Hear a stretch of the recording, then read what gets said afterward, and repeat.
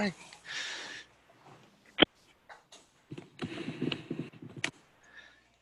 Good morning, good afternoon, and or good evening from wherever you're joining us, everyone. Welcome to our Mentorship Minute webinar sponsored by the Military and Security Society of the Institute for Operations Research and Management Sciences, INFORMS. So this session is being recorded and will be posted to our YouTube page. Before I continue, I just want to, if I can get a check from Brian, can you still see my screen okay and the slides? Wonderful. Absolutely. Thank you. Thank you very much, sir. So we have a great lineup for everyone today with our panel sharing advice and opportunities in pursuing a career in national security. Mr. Brian Morgan from the Naval Postgraduate School will provide an overview of the upcoming INFORMS Conference on Security. Lieutenant Commander Matt Powers is dialing in from the Pentagon from the Office of the Chief of Naval Operations and will provide an overview on the upcoming MORS Military Operations Research Society Education and Professional Development Colloquium. And I'll provide some advice and recommendations on resources for starting a career in defense and national security. So thank you everyone for joining today. Before we get started, just wanted to encourage everyone to connect with us on these handles on LinkedIn, Facebook, and Twitter. And if you enjoyed today's webinar, please let us know. If you have suggestions for future webinars, please let us know. And we'd love to hear from you and connect with you so that we can continue to give feedback to the larger military and national security ops research and management science communities. So as I mentioned, the session is being recorded and we'll post the session on our YouTube page so that you can go back to it if you missed something or if you want to share it with others and that you believe you find it helpful. So we plan to post these slides there too, as well as on our INFORMS Connect page if you're an INFORMS member. So just a quick admin note for those who might not be familiar with a Zoom webinar. Here I'm highlighting, and you can open up your audio settings. So this is where if you want to speak, make sure that it's on, your microphone is set for the correct microphone and speaker.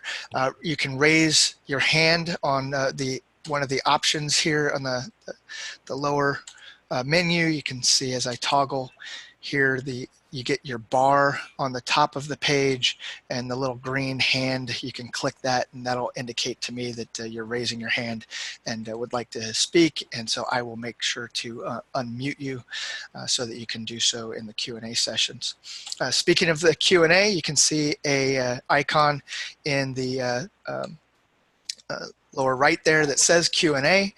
Click on that and that'll open up a pane where you can type in your question and we'll address those either throughout the presentation of the webinar or at the very end. And if we don't get to it during the session for time, we definitely want to circle back with you and connect with you. So please feel free to ask questions throughout the sessions and let's try and keep this as interactive as possible.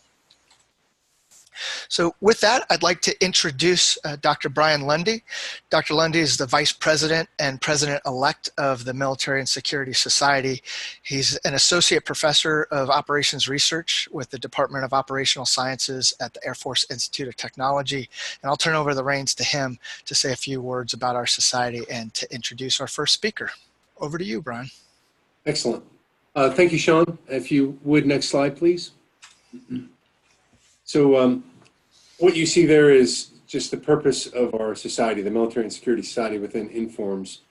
You can read what I'd like to talk about is first a thank you to Shaun Doheney, who has set up this webinar series. This is our second one, and thank you to the attendees for your interest. We hope this pays the dividends for your time. I'd also like to thank the professionals who are going to be speaking more than I will. I'm going to sign off in less than a second or less than a minute. Hand it over to some of the expertise to share with you.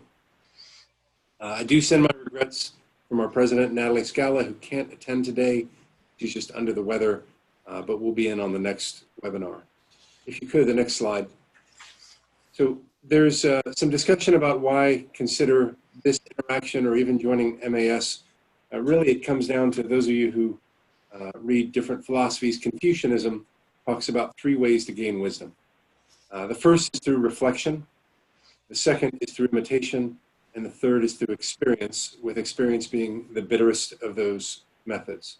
So we're here to bring some of the people who have the experience to share, so we can all reflect and we can all imitate and learn from them. So I'm not going to read the slides to you. Instead, I'm going to introduce the first of the folks that Shaun has brought together for our benefit, and that is Mr. Brian Morgan, retired Navy captain, and faculty member at the Naval Postgraduate School, also a member of the Military Security Society Council for Informs, as well as the president-elect of Moores. So I'm not going to embarrass him by highlighting what his experience is. I'll just say it's plenty, and we have a lot to learn from him. I'll turn it over to him now. Thank you, Brian. Okay, thank you, Brian. And I too would like to add my thanks to Shaun for putting together this webinar. And I am one of the co-chairs for the inaugural Informs Conference on Security, or ICONS. The other co-chair in our leadership group is Dr. Paul Nicholas at the Johns Hopkins University Applied Physics Lab, and our general chair is Mr. Harrison SRAM, and he is affiliated with the Center for Strategic and Budgetary Assessments. He is with us, and so I would like to turn over discussion of ICONS and its program to him. Harrison, over to you. Thank you very much, Brian. And before I get started on ICONS, I'd like to echo some of Shaun's conversation at the beginning, as this is a mentorship minute webinar. When you get involved in this type of work, even though it's technical, it turns out that relationships are really the most important key to having a fruitful career. Brian and Paul and I have all been working together off and on for the last 7 years. Matt Powers and I have been working off and on for the last decade. So finding the people that you resonate with and going off and doing great things is really the good way. It's really a good way to have a successful career here. So I'm not going to read these slides. ICONS is going to be here, and by here I mean Monterey, California. It's for an inaugural conference. We're ready to call this a success. Our attendance is going to top out a little bit over 100. There still are seats left if you would like to come down or up to Monterey or over, as the case may be. Weather should be nice, and this is going to be a different sort of conference, and it's going to be the first of its kind. Next slide, please. So we've got these 3 fine-looking gentlemen right here are your leadership for this. Next slide, please. We have a schedule. There's a tutorial on Friday. That's Dave Alderson, who's going to be talking about Python using Pyomo. That's free if you're attending the conference. That sort of session of going from 0 to optimization in Python is a session you would pay a lot of money for anywhere else. On Monday and Tuesday, the 10th and 11th, which is 6 days and 7 days from now, we have a full session. We have Dr. Greg Allen is going to be our keynote speaker from the Joint AI Center. Juliana Veda of Splunk Government Relations is going to be speaking, and we have a special event. Jerry Brown and Sam Savage, who are 2 titans in our profession. And Jerry and Sam both have very strong mentorship genes, which means that they are always kind and gracious to their students. However, they don't have to be kind and gracious to each other. So their event is being billed as a cage match, a sort of no-holds-barred, everything on the table discussion of risk perspectives. Risk perspectives and how we measure risk is fundamental to just about everything we do. Our second day, Mr. Chandler Swallow of Air Force A9 will be our plenary that day, and then our second plenary that day will be Dr. Rob Dell, who is the interim provost of Naval Postgraduate School. Next slide, please. Thank you, Brian. So we've got pictures of our plenary and keynote speakers. Next slide, please. And then we've got these two fine gentlemen, Jerry Brown and Sam Savage. In my last communications with Sam, he told me he was actually looking for appropriate wrestling attire to wear. And yes, you can tell Sam that I said that. Next slide, please. And I will let you go to the website and look at the parallel sessions. The point here is we have a very full program with lots of interesting things to talk about. Next slide, please. And these will be, I'll let this up here just for a minute so that it will be up for YouTube viewers. Next slide, please. All right. And I think, yep. And I will yield the rest of my time to very happy to be followed, as always, by my dear friend, Lieutenant Commander Matt Powers. This is Harrison. I'll be mute, but here. Thank you, Harrison, for that. And let me introduce Lieutenant Commander Matt Powers. See, he's still on active duty in the U.S. Navy, currently working in the Office of the Chief of Naval Operations in the Assessments Division, while pursuing his PhD in Systems Engineering and Operations Research at George Mason University. Matt is also the chair for the upcoming Military Operations Research Society's Education and Professional Development Colloquium. Over to you, Matt. Thank you very much, Shaun, for the intro, and thank you, Harrison, for the kind segue. We can do everyone a big favor and get off that picture of me and go to the next slide. And this is just our banner and the view of beautiful Bancroft Hall from Tecumseh Court, advertising the Moores Education and Professional Development Colloquium. It'll be March 3 and 4 at the Naval Academy. And I'll repeat a couple of times that this is a free event to try to entice more student involvement and involvement overall. Next slide, please.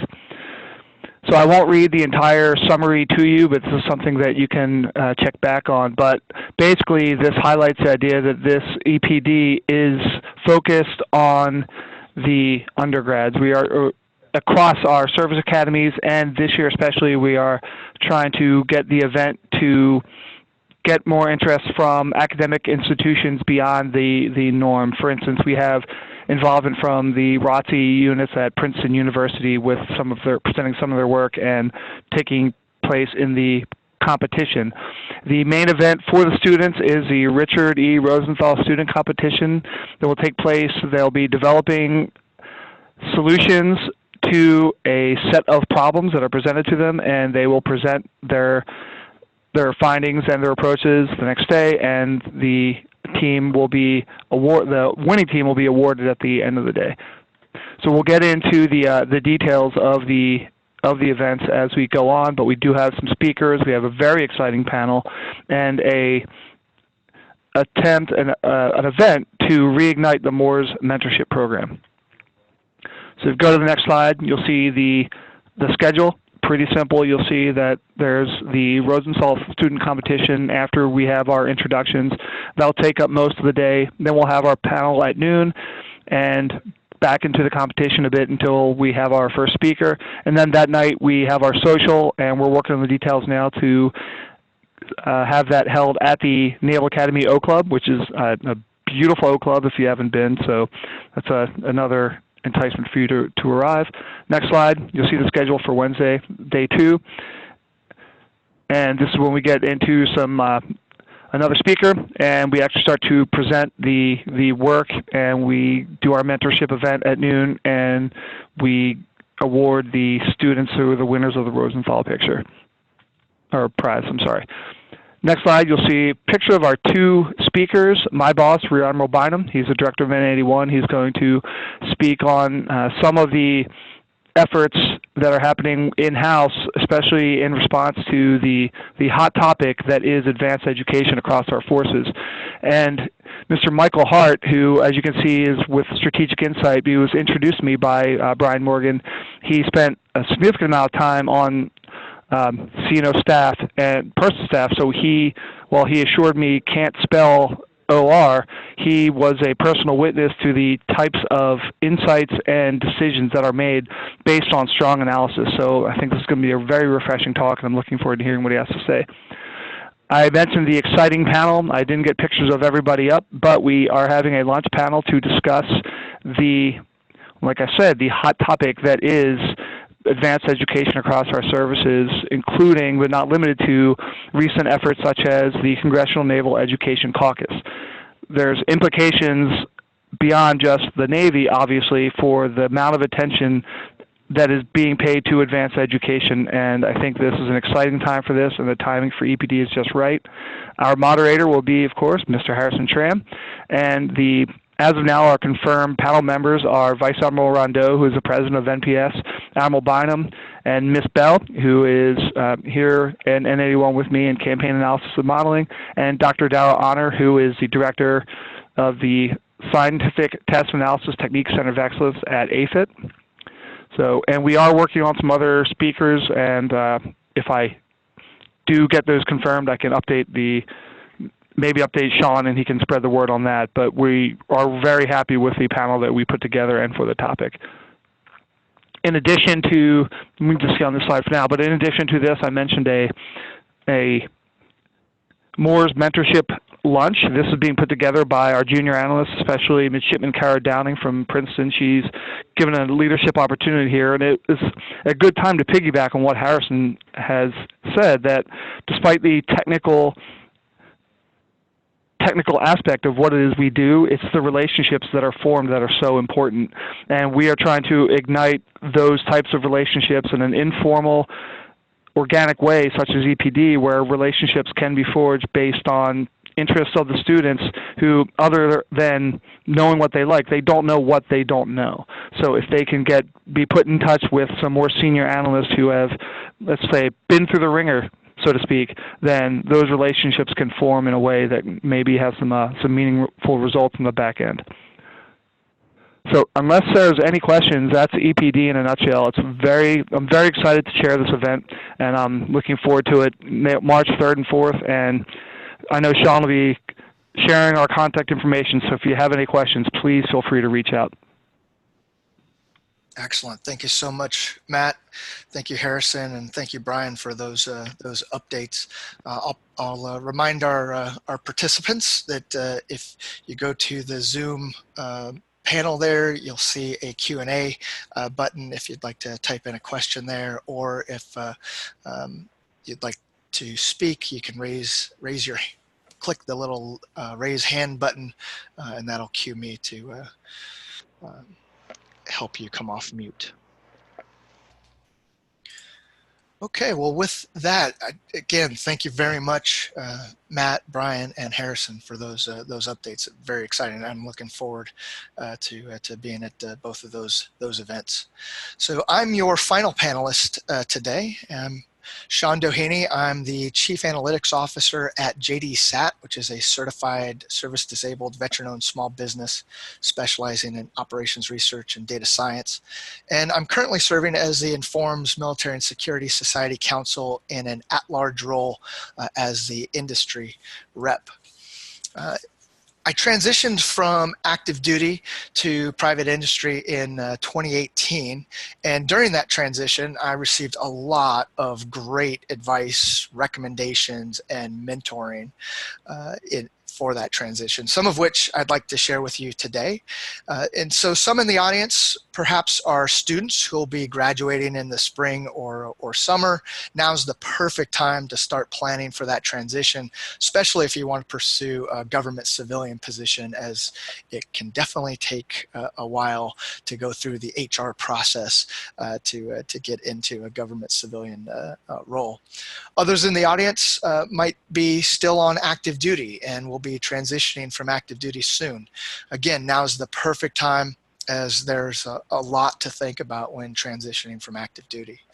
Perhaps others in the audience are considering a career change and want to seriously consider the dynamic and rewarding options that come with military and national security sectors and the analytic support to those sectors. So I think that the material that I'll cover today will provide something for everyone in one of those categories. And before I dive in any further, I need to thank the Department of Labor and the Military Officers Association of America for a lot of the content I'm going to show in the upcoming slides. Both of these organizations and so many others offer tremendous help to our men and women in uniform as they transition from active duty.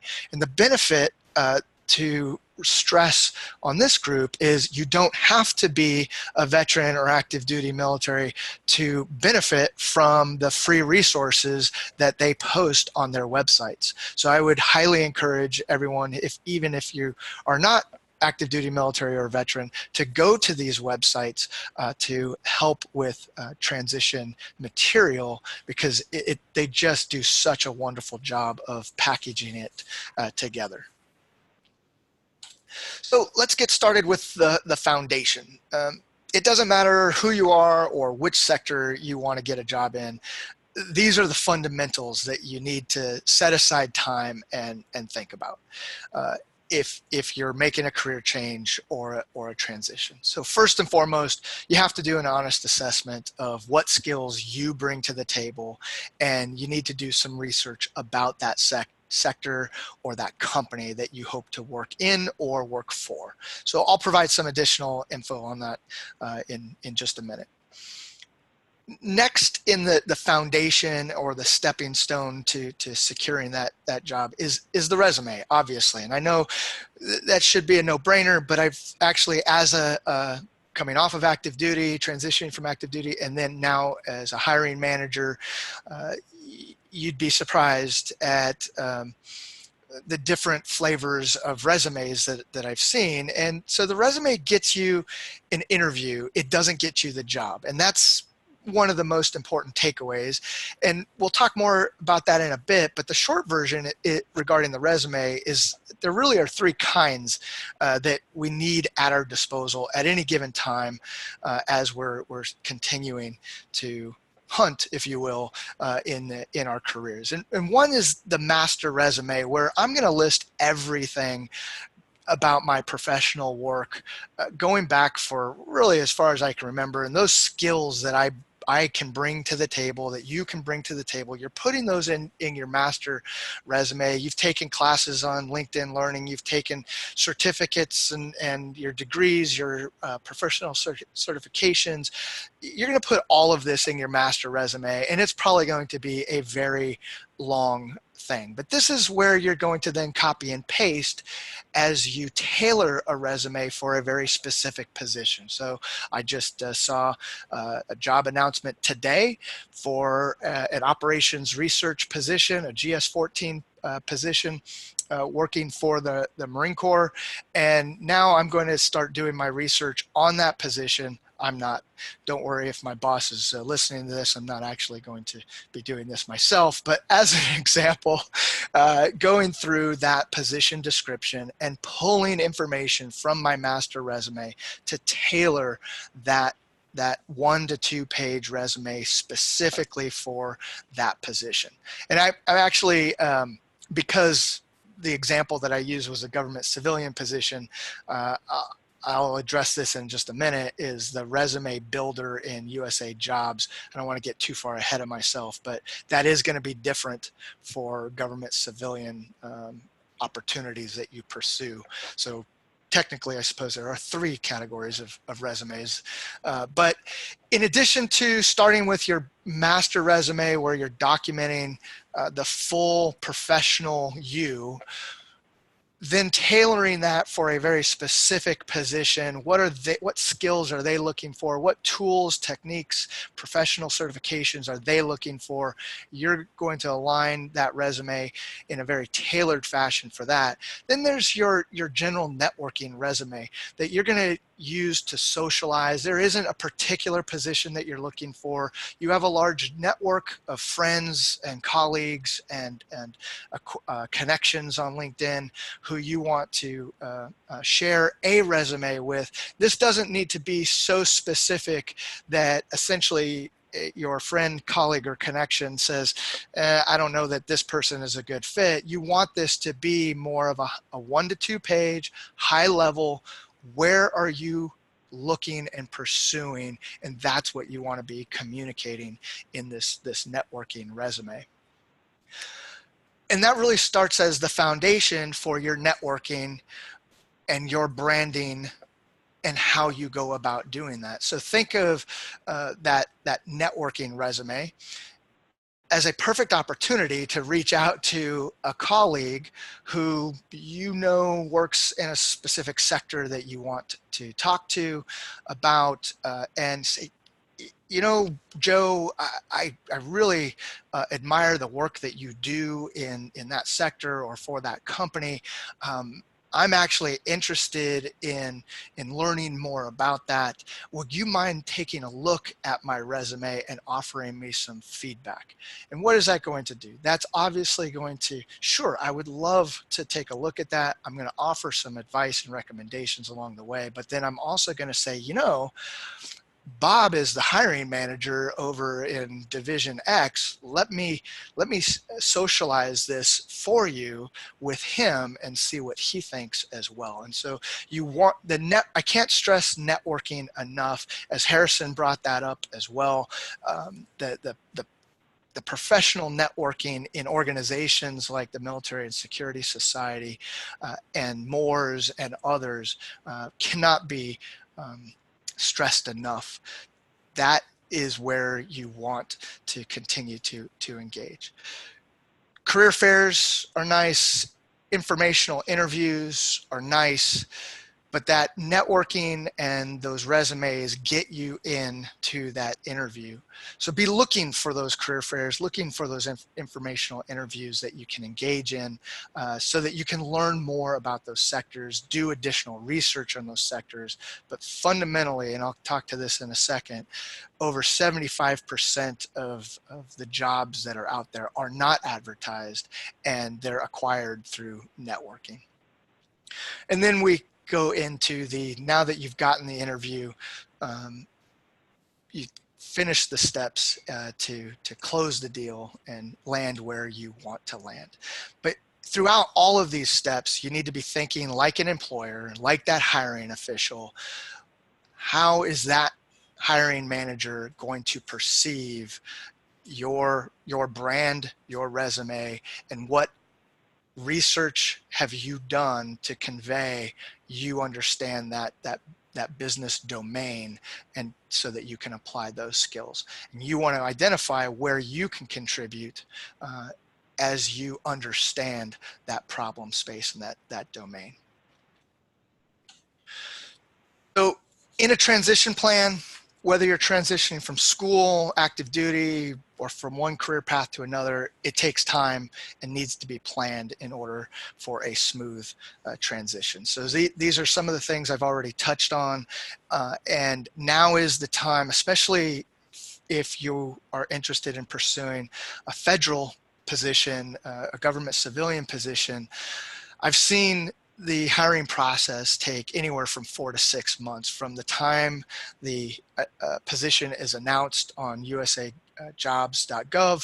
to the time that individual is actually sitting in arriving at the organization can take 4 to 6 months. So that can be a distraction for folks looking in the military and defense sectors, when you can almost immediately, or at least in a 3 to 4 week turnaround, secure a job in private sector. It does take more time to get into the government, into the public sector, into those government positions. but there are extremely rewarding and dynamic career paths in that sector. And I would encourage everyone to consider that, just realizing that it's going to take time, and you need to be proactive on the front end.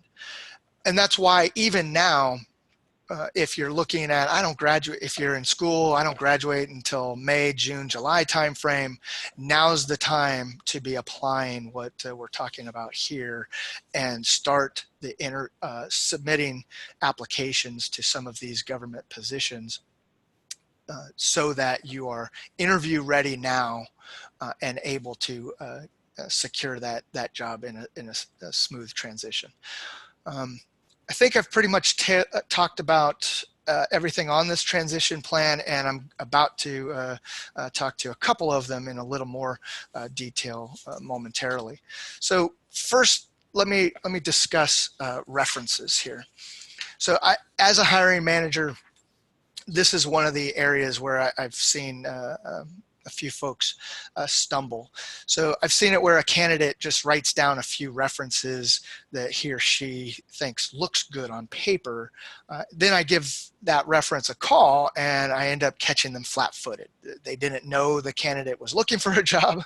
They didn't know anything about the work the candidate was pursuing. So they then couldn't provide any good examples of that candidate in that sector. And so we obviously would run into some problems there if we're calling your reference and they're not really the best reference that you could. So I've already stressed the importance of networking.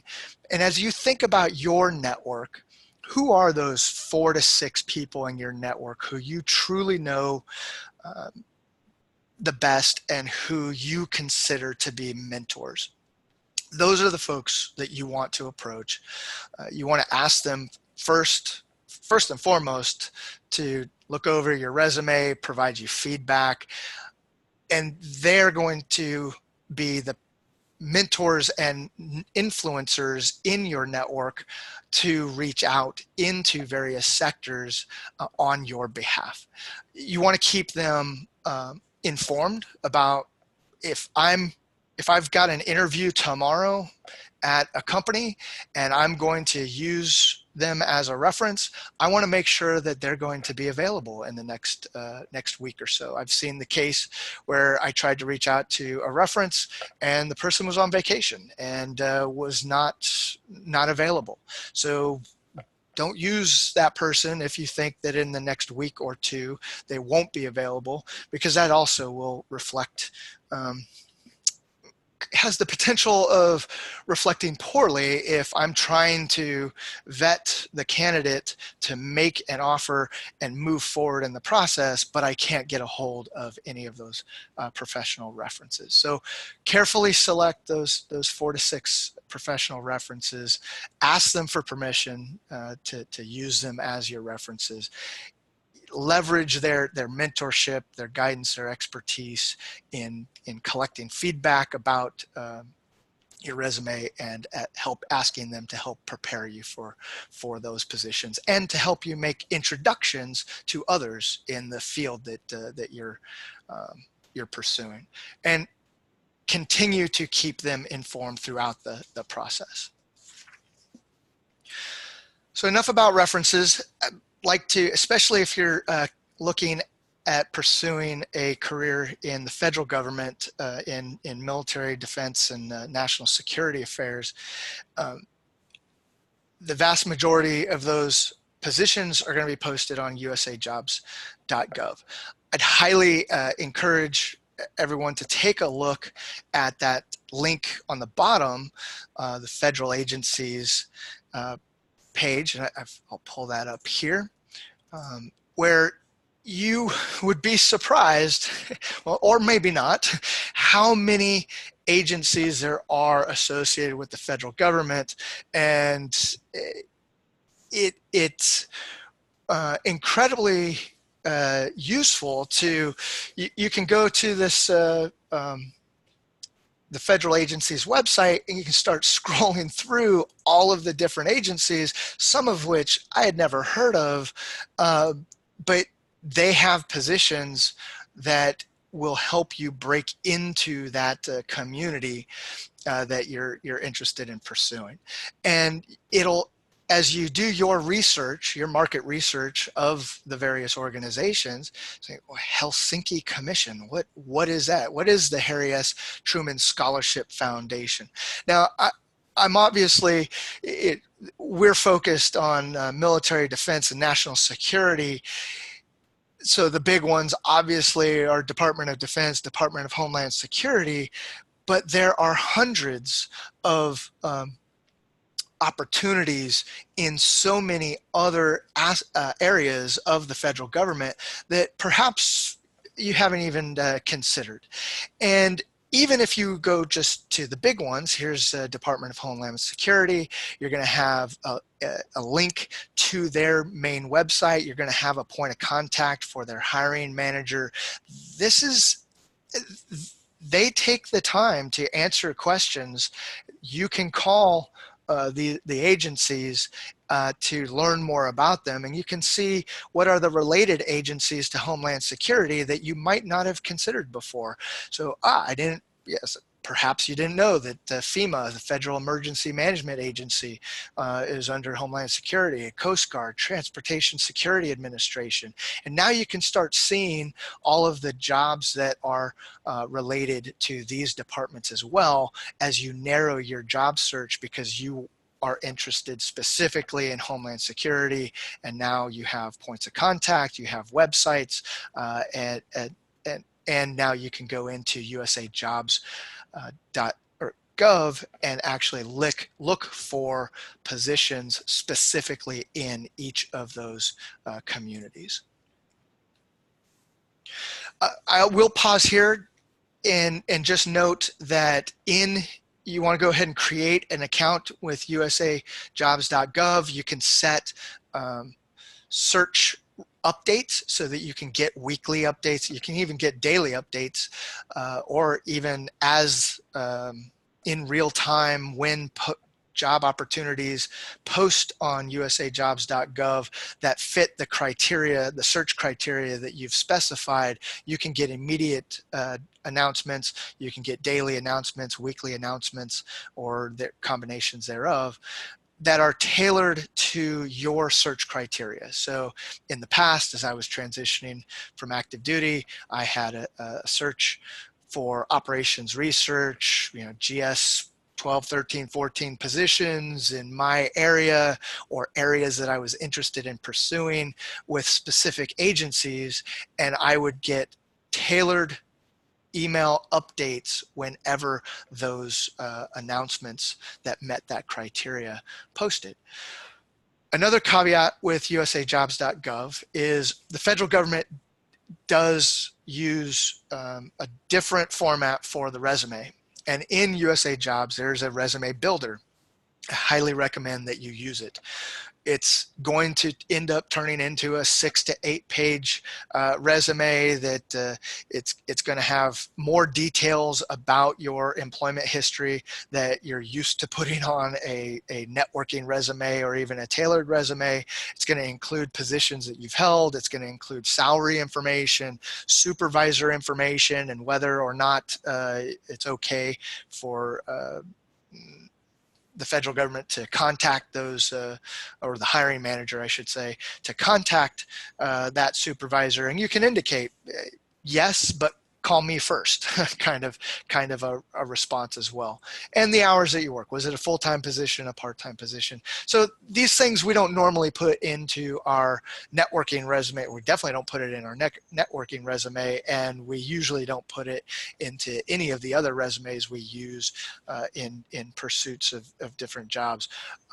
The federal government resume process and hiring process is a little different. And so you will definitely want to use the resume builder in usajobs.gov to help ensure that you're presenting the best as the best candidate for that position going forward. So one of the other benefits of joining MASS, for example, or the Military Operations Research Society, but staying connected in the network that Harrison SRAM was talking about is we're a tight-knit community who want to collaborate and share information with others. So I just recently received this update from a contact in the Defense Counterintelligence and Security Agency, DCSA, which used to be the Defense Security Services, DSS, and they have student summer internships available. And so here are a list of those. They're all in usajobs.gov. You can, obviously you can't click on these from in the Zoom, but we'll make these slides available where you can. And they're pursuing now these summer internship positions. And that's a great way to get a foot in the door into these organizations, is to look for those kinds of opportunities. Obviously, there's opportunities for immediate transition into full-time positions as well. But I just bring this as this just hit my my inbox yesterday or the day before as an immediate example of how the community continues to give back and try to share what's going on and where those opportunities are. So again, something else to consider.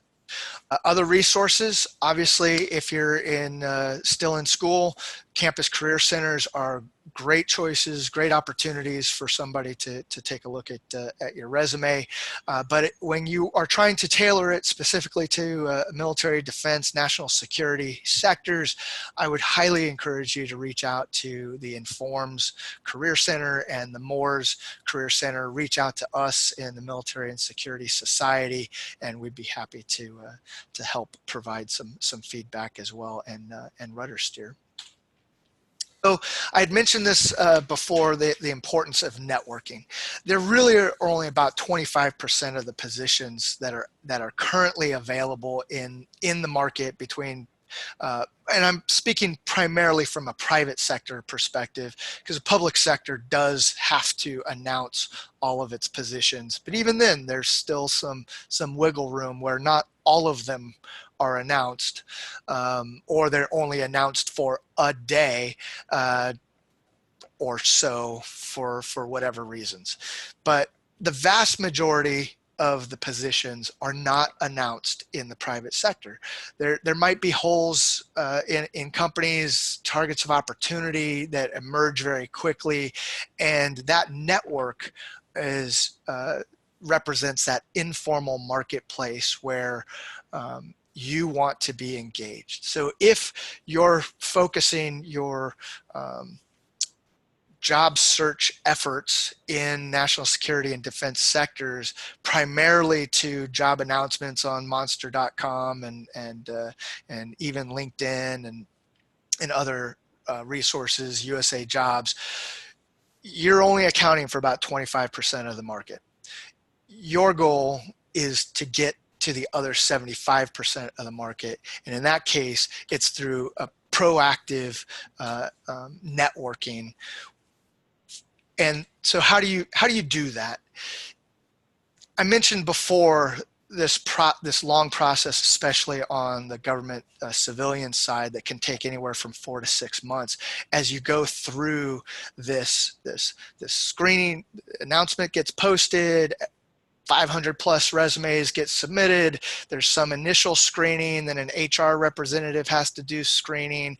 Then maybe a handful of candidates get 1 or 2 interviews. Maybe there's a final employment interview. And then the whole tentative offer or approval process, reference checks, and finally 4 to 6 months later in the public sector, that individual is finally landing in that seat to start the work. In the private sector, that whole process can be streamlined into the 3 to 4 week time frame, not the 4 to 6 month time frame, but your goal still is to bypass the vast majority of those steps and immediately get referred to a hiring manager in defense, national security domains, sectors that you want to work in, and that's going to come through a personal referral through your network. You've got your folks who are going to link you to the hiring manager, and you've got folks in your network who are going to recommend you to that hiring manager. And one of the things, great advice that I heard early on in my transition was, those who ask for a job get advice, but those who ask for advice, they're the ones who end up getting jobs. So you want to reach out to your network, and I'm thinking specifically, think of your friends, your colleagues, your professional mentors. Look through your list of connections on LinkedIn and start reaching out to them in a very deliberate fashion, asking them for advice. Would you mind taking a look at my resume? I see that you are doing great work in Homeland Security, in TSA. I've always admired that. How can I, who do you think I should talk to in order to get into that sphere? And so that transitions me into the second part of what I'd like to present today in the remaining time that we have. And that's leveraging LinkedIn to start that next step. So I definitely need to say that give credit first and foremost to Dan Savage. He is LinkedIn employee focused on transitioning veterans and military families. So he had this webinar on using LinkedIn to grow your business that was sponsored by the Institute for Veterans and Military Families. And I'd highly encourage you to watch the full webinar from him. He's going to do an even better job, in my opinion, of communicating some of these ideas. I'm just giving a very short version of what he presented for your considerations. And I'd encourage you, he would, not to speak on his behalf, but from everything that I've heard, and he's one of my connections, I'm confident that he'd be interested in connecting with everyone on the call. And feel free, please, to connect with me. Both of our LinkedIn addresses are there. So some things to think about: your brand. What is your brand? What is your educational background? What is your professional background? Where do you want it to go? Sometimes you're going to advertise the position that you want to be in. If you want to be a project manager in military and national security domains, rather than pursuing ops research, then that's what you want to start marketing and branding. Or vice versa. You have the PMP certifications, you've been a project manager for 10 years, but really your passion now is you've gone back to school or are starting that transition. I'm passionate about operations research, data analytics. That's exactly the brand that you want to be pursuing. Now, I have three cell phone or smartphone examples here, and you see some very professional examples of looking at your LinkedIn profile from that perspective on your phone, because 90% of I should be careful. That was a last stat. It might be up or down for that. We are analysts after all, so we need to be precise with the numbers. But the vast majority of the hits to your profile on LinkedIn are going to be via smartphone, not from a desktop computer. However, you want to be mindful of how your profile looks in both of those situations. So if you're trying to convey some information through your background photo, your banner, your summary banner there, notice how many lines you have to read on your smartphone. Compare that with how many lines you have to read on the desktop. And so looking at this profile in particular, it looked really nice and tight on your smartphone. The picture is centered between the logos and the image. But now when I pull that same profile up on my desktop, the photo is covering the exact information that I was hoping to convey. So it's little things like that. It's the attention to detail that sets you apart as you're telling your story. You want to communicate, who are you? What are the problems that you're passionate about solving? What makes you a credible either leader or participant in this field? Are you attending the Informs conference on security? Are you presenting at the conference on security? Are you a lifelong learner who's going to the Military and Operations Research Society Education and Professional Development Colloquium? Are you presenting at those venues, right? So what is your brand and what's the story that you want to convey? And the vast majority of hiring managers and networkers and influencers are going and using LinkedIn to do that. And it's, again, an incredibly powerful tool as you reach out to folks, as you attend these various conferences, you run into to have great conversations with people. You want to connect with them and expand your network so that as you share resources, as you ask for advice and recommendations, you have a larger network to pull from. Now, there is, especially on your smartphone there, you click the connect and a connection request immediately launches. Don't do that. Advice number one, never do that. Click on those three dots, get to the personalize the invitation. And even if it's writing, I encourage you to reach out to Dan, reach out to me. Hey, Dan, hey, Shaun, I saw your webinar and I would love to connect with you. It doesn't need to be long, just something that makes it personal, because at a certain point, you don't know who is reaching out to you. You don't know why they're reaching out to you, especially when you're talking about defense and national security sectors. That additional personalization goes a long way, and I would encourage everyone to do exactly that. Now, the other piece that I want to hone in on is, I'm going to just go ahead and bring up LinkedIn here and say I recently completed a graduate certificate in data analytics from George Mason University. And so if I want to, what I want to do here is I want to see who else I could or should be connecting to who are alumni from George Mason University. And you see, I can connect, have search options of people, jobs, content, more. Who are my connections? Are they direct connections who might be Mason alumni? Go Patriots. Are they connections of my connections of second order, or are there's just no affiliation right now, but I can still try and reach out to them? Maybe I'm honing in on a particular location. I'm interested in moving to the San Francisco Bay Area or up to New York, and I can filter my searches in that regard. Or I'm looking for George Mason University alumni who specifically are working in specific jobs and positions, and I can do that.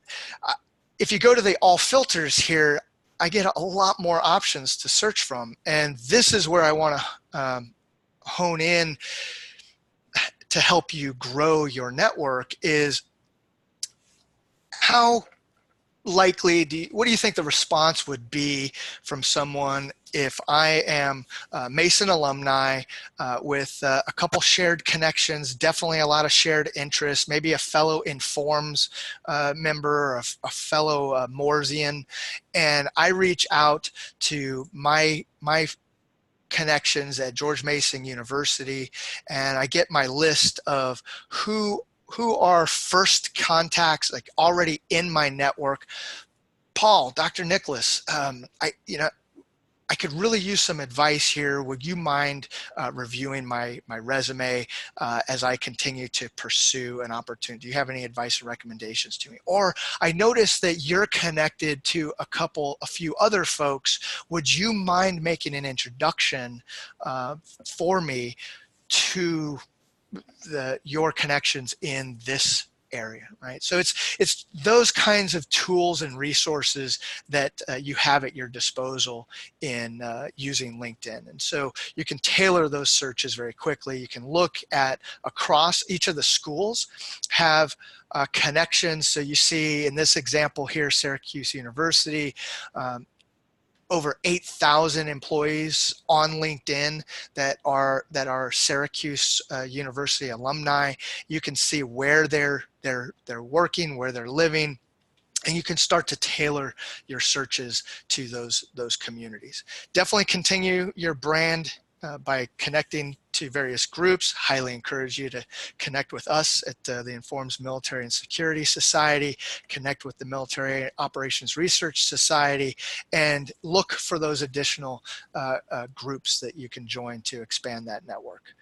Finally, there's a career advice hub in LinkedIn that you can take advantage of and establish your brand through regular posts. Make sure that it's seen that you are a contributor and you're a learner in the field that you want to pursue, be it operations research, management science, in defense and national security, or wherever that might take you. So with that, I'm going to pause there with 5 minutes left for any questions and discussions, and happy to expand on anything that I talked about. But hopefully I've provided you a few tidbits of information that you can use to either as a mentor yourself or take advantage of as you pursue this either transition or career change. Definitely connect with us on Facebook, LinkedIn, and Twitter, and feel free to reach out. So with that, I see a hand, so I'm going to go ahead. Harrison, please. Thank you, Shaun. That was excellent. And that was a very comprehensive overview, and probably as well done as I've ever seen that handled. One side thing that I'd like to throw out there for the consideration of people thinking about changing or looking for a promotion in their current job is writing for publication is something you can put in your resume. And when I talk to people, those who have written for publication are already in a higher class or higher bracket than those who have not. It's a second resume. You can send your publications around, and it also demonstrates that you can start something and finish it and convince an editor who is not someone that you work for and frankly doesn't really care if your piece ever gets out, that your work is worthy of putting out at their outlet. So I always encourage professionals to write. Great advice. Thank you so much for that, Harrison. Any other questions or comments? Maybe comments from the panelists or questions from the attendees?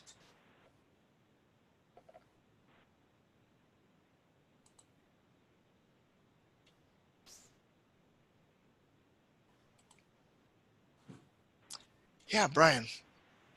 So again, thank you, Shaun. I think Harrison said it well. I wish I'd listened to that about 10 years ago. I know we have a number of other folks who've been through this process on the line with us. I was wondering if we could open it up briefly for them to share any of their very positive or very growth-minded experiences, aka failures, that would be worth sharing.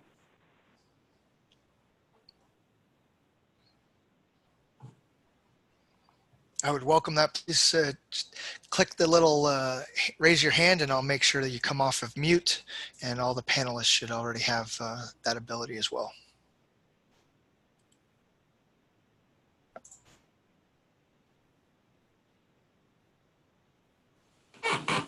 I'll begin one. And I had missed that Brian Morgan had to drop off for some other commitments. One of the interview questions when you're going in for an interview. What is the interview question that surprised you, and how did you handle it? And then what is the interview question that surprised you and you fumbled it? Any thoughts on that, on those? I know for me personally, there was an interview where I was asked, so what book are you reading right now? And for whatever reason, the focus is on operations research, data science, data analytics, and the experiences there. And what book am I reading? What book am I reading right now? And why am I reading that? And what do I want to convey in the fact that I'm reading buy-in or decision-making with insights or getting more? So little things like that. There's really some great resources at our disposal. You can Google top 10 interview or challenging interview questions, and after that interview, I made sure that I was preparing myself better by having even almost like a flashcard of thinking through those kinds of questions and having at my disposal. It doesn't need to be lengthy, but I should think about those things ahead of time so that you're not caught flat-footed. The more you think through those more complicated out from right field questions, the better prepared you are for addressing any others that might come your way. Thank you. The one I had, just sharing, was I had the question of what questions you have for me, which is a very common one, one that you usually have one or two questions for the interviewer. But it wasn't until my first interview that I appreciated, it wasn't, can I come up with a question? It was an appreciation that every interview is a two-way interview. Possible that you're applying for a job and they might want you, but during that interview process, you have the chance to find out information you couldn't online or through the network to confirm or deny that that really is the place where you'd like to work and where you'd like to make contributions. And so that first time I came across it, I had a patent vanilla question to ask that really didn't help me. And from then on, I really went in with what are the things I want to find out about this organization that I can't find out about otherwise. It not only gave me information, it also displayed the ability to listen. Not listen to a question that's coming your way, but ask for information and listen to the interviewer elaborate on something, and you to be able to have a two-way discussion instead of a one-way. That is great advice. One of the questions that I would put on top of that list is to have a question about the culture of that organization. There are so many times we kind of idealize the job and the environment that we would be working in. I'd like to ask that question of the hiring manager to see how would you describe the culture here in this organization, so that, and I'm going to be listening for those cues, that body language to go, yeah, well, those kinds of things. Very important to clue in on. Well, thank you everyone for attending today. I want to definitely thank our panelists, Dr. Lundy, Mr. Brian Morgan, Mr. Harrison SRAM, Lieutenant Commander Matt Powers, for just a great presentation today. And please connect with us on the various posts here, and watch for the videos and presentations to be posted on our YouTube channel and Informs Connect. But thank you so much, everyone, for attending today, and we look forward to staying connected.